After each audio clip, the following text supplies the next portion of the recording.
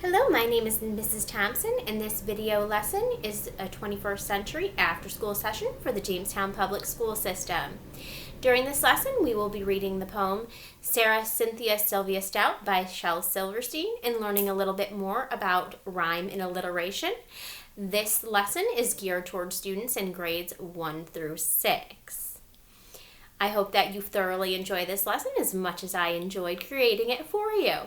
Before we go through this lesson, I do want to go over some vocabulary words that you're going to be hearing throughout this session.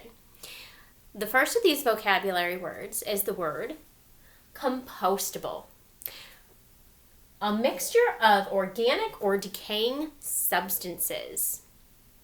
The next word you're going to be hearing is rancid, smelling, tasting unpleasant as a result of being old or stale. Another word you're going to be hearing is the word cellophane. Cellophane is a thin, transparent wrapping material. Usually it's used when you're wrapping your food up to stick it back in the refrigerator. Rotten is suffering from decay. You're also going to hear the word consequences today in this lesson. It's a result or effect of an action. Recyclable is a substance or object that can be recycled or reused in some way. You're also going to hear the word alliteration today. Alliteration is the occurrence of the same letter or sound at the beginning of adjacent or closely connected to words. And we're also going to be hearing about a lot of rhyming words today.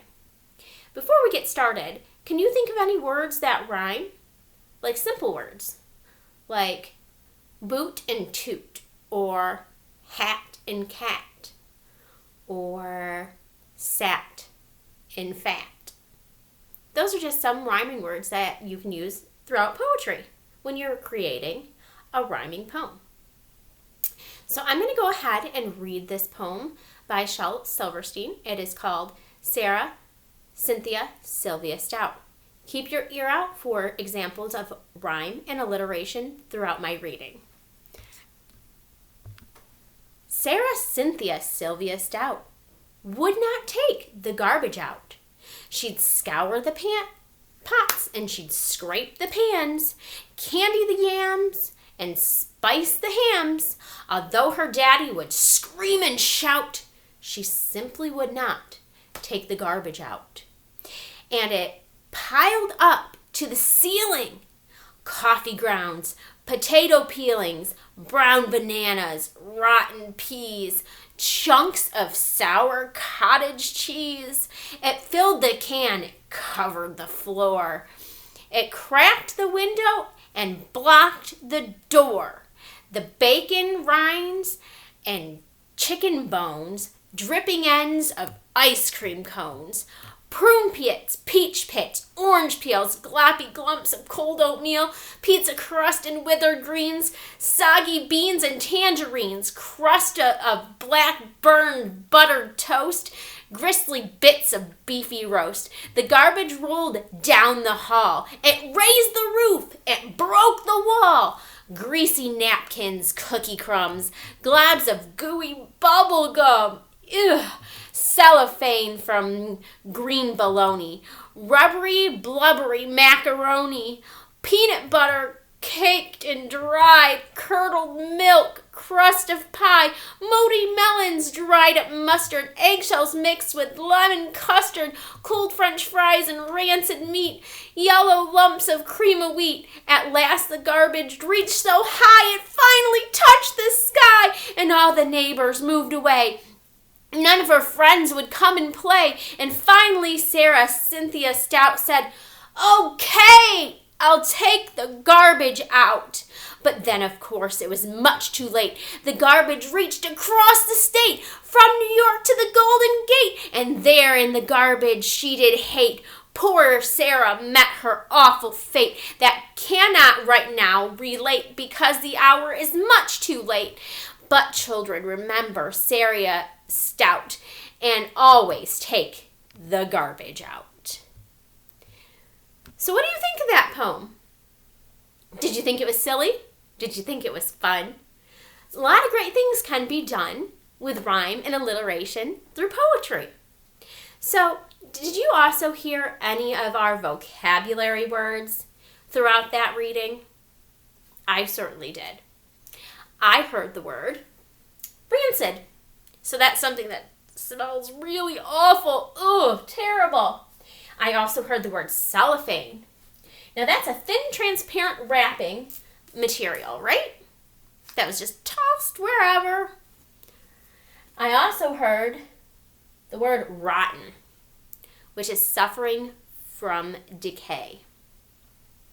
Did any of my other students catch any examples of alliteration or the same letter sound at the beginning or adjacent or closely connected words? Like Sarah and Stout? I heard it a few times. What about any rhyming words? Have any of you heard any of the rhyming words throughout that story? I sure did.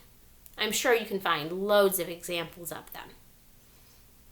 Can you guys think of maybe 10 words that were used throughout that poem that were maybe compostable?